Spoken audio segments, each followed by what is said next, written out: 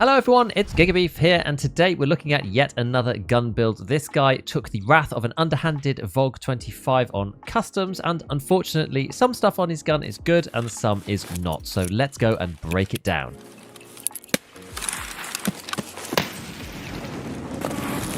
GG's.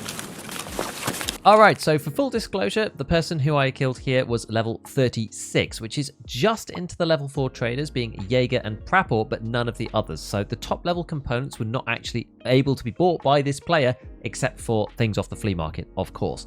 So here we have the AKMN, and as I said, this gun is partly great and partly sucks. Now, the reason for this is that part of the reason why you want to use the AKMN in the first place, one of its defining features, is the fact that you can get to quite a low recoil level simply due to the existence of this particular part down here, which is the AKM 308 muzzle adapter. This allows you to attach all of the muzzle brakes from other different weapons from 7.62x51, which allows the recoil to get a lot lower, which you kind of need to. And where this one has started off at 50 ergonomics, and 102 vertical recoil, I just don't think that this is particularly nice to use. Over 100 vertical recoil on a full auto gun, even if it's got a low fire rate like this one with 600 RPM, and despite the new recoil model, I still think that is too much, and we can improve this without doing actually too much crazy stuff to the gun. So first off, we're looking at the Hybrid 46 here. This is normally reserved for weapons that have a low rate of fire, something like a DMR or presumably bolt actions. That's usually where you see them mostly. And the reason for this is that they have the best ergonomics out of all of the suppressors that you can use on most of these guns. And so that tends to be why people use them. But as I said, I think you really do want to be using the AKM 308 adapter with the AKM because you suffer so much on vertical recoil. Now, in here, there's a couple of different options. The meta version is the QDC here, the AR-10 QDC, and on top of that, you'd put the PRS QDC. That would get you down to 84 vertical recoil. And yes, we take a hit on ergonomics, but we'll deal with that a little bit later. But if you don't have max traders, you probably don't have tons and tons and tons of money. Yes, you might want to go and buy these things. You can if you want to, but my personal favorite, kind of as a middle ground, is something like the Thunder Beast. You can buy the Thunder Beast off the flea and the Ultra 5 suppressor that goes over it. And the Ultra 5 is usually about 40,000 rubles on the flea market. So compared to the barter for the Hybrid 46, which is 4 sticks of RAM and is about 40k, this is about the same price. So I don't really see any reason why you wouldn't want to go and use this. The AKM 308 adapter is also on Mechanic 3, so if you're level 30 and above, you can attach this. There's no reason why you can't use this at all. Moving on to the next piece, onto the handguard. The VS combo is actually pretty good.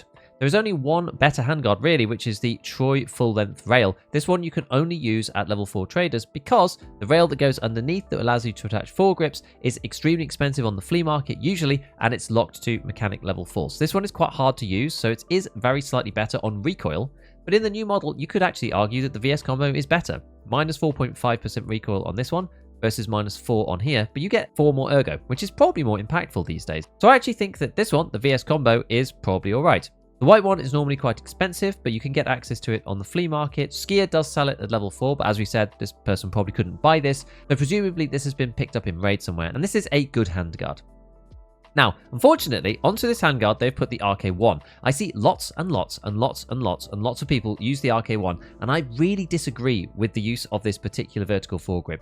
You can see that we've made some allowances for recoil, half a recoil point for ergonomics here, but then we don't do the same on the foregrip, and many people don't do this. Now, usually I would advocate for something like the SE5. You can see up in the top, we go from 42 ergo to 49 ergo, and from 87 recoil to 89 recoil. So I think for that recoil, it's definitely worth taking that ergo. The foregrips is one of the places where you get best bang for buck in terms of ergonomics. But the SE5 is quest locked and is quite high level. So you can instead just use the RVG Black. You literally lose 1 ergonomics. This can be bought at Peacekeeper level 3 and is pretty cheap as well. So you can just put that on the handguard, and this is a lot better in my opinion. So next, let's talk about the pistol grip. This one is the best in stock, so presumably this has either come from somebody else's build or off the flea market. If you're building a gun from scratch and you don't have access to this pistol grip, then I advise to use the MOE AK. But there is quite a big step up from the MOE AK over to this sniper grip. You can see it's actually 2 ergonomics, which is, a relatively big deal. Once you have this unlocked, it's only 16k, so it's not that bad. It's probably another 10,000 rubles, so it depends on whether you want to make something cutting edge or not. We're just going to leave it on for now, but the MOE AK is perfectly fine. Now, on the back here, we have probably the biggest crime of the entire weapon, which is this, the AKTS buffer tube. AKs are typically really bad with buffer tubes. if you have any option at all to use any other stock other than a buffer tube, you should definitely do it for AKM series weapons in general. They just are so awful. So as you can see here, we've got 48 ergonomics and 89 vertical recoil. First things first, the butt pad is actually missing off this weapon. Now the butt pad, it is expensive on the fleet. It's about 40k. And the problem with it is that this is on Peacekeeper level 4. So you can't buy this if you're only level 36 without spending 40,000 rubles on it, which just isn't really necessary. But rather than trying to use this stock, there are way better ways of doing it. Even if we go to the basic AK stock, so 48 and 89, remember those numbers. We go to one of these, like a plum stock from an AK-74, go to that, and we stick the butt pad on for this stock instead. We have 48 and 89 vertical recoil. This combination is exactly the same as trying to do the buffer tube and the MOE carbine without the butt pad. So you can already see how terrible this is. So any of the other fixed stocks are going to be way better than this. There are 3 in particular that we should focus on. We've got the OP4 AA47, we've got the UAS AK, and we have the Zhukov S. These things are all level 4 trader attachments, so they're quite difficult to get. The one with the highest ergonomics is the OP4. The lowest is the Zhukov, but the Zhukov has the highest recoil reduction, and the UAS is in between. If you don't have access to these things, I honestly think that going for the UAS is normally the best answer. This is so close to the others that it doesn't really matter, and usually this thing is relatively cheap on the fleet. You can get them down at about 20k. They're a little bit more expensive right now. The others are normally a lot more expensive. The Zhukov, for example, because it's meta for recoil, that one tends to be about 100,000 rubles. So the UAS stock, you get this from a quest reward as well. Early on in the white, these are so cheap. The UAS AK is a decent choice for putting on the back here, and in my opinion, it's much better than trying to mess about with buffer tubes. You should just never do this with the AKM pattern of weapon. So onto the things that are a little bit less impactful, we have the dogleg rail up here. This is a ergo versus recoil play. Again, I don't think this is really worth using. Let's take off the XPS 3.0 just so we can have a look at this for a moment. And if you move this over to the Bastion, you lose 2 ergo, but you gain 2 recoil, which I personally think is probably worth it, especially given that we're up at 59. I'd rather take that little bit of extra recoil reduction instead. And interesting to note is that the Bastion is only 6,000 rubles, whereas the dogleg rail is more like 13,000. So if you're looking at building something from scratch, I always pretty much use the Bastion. I never use the dogleg unless I'm really desperate for that ergonomics. And we can stick the optic back on. There's nothing wrong with this EOTech at all. We have the CSS knurled charging handle. This is fine if you can get it. It's basically just 3 free ergonomics. Doesn't do anything else to the gun. Otherwise, you just would be an empty slot if you didn't add it on, so that's fine.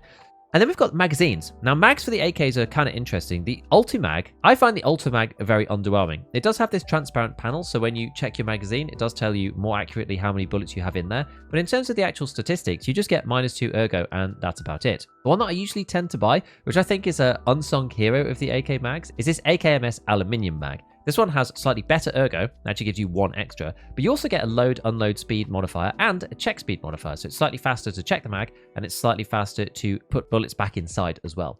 Then you've got another couple of ones like the AK-30. This one has the low ergonomics debuff as well, like the aluminium version. But this one has a 10% load unload speed modifier, which I think is more impactful than the check speed modifier. And then potentially you have the Gen M3, which is very slightly worse on ergonomics, but about the same as the AK-30 as well in terms of load and unload speed modifier. So I would kind of avoid using this, to be honest, and use one of these others that gives you better ergonomics and also some better repacking statistics, because that tends to matter more than versus and more accurate mag check when you're trying to see how much ammo you've got left. We've kept on the X400. I've actually stopped using this. I did a whole video about flashlights and lasers and about brightness and which ones look brighter for you and look brighter for your opponents and that kind of thing.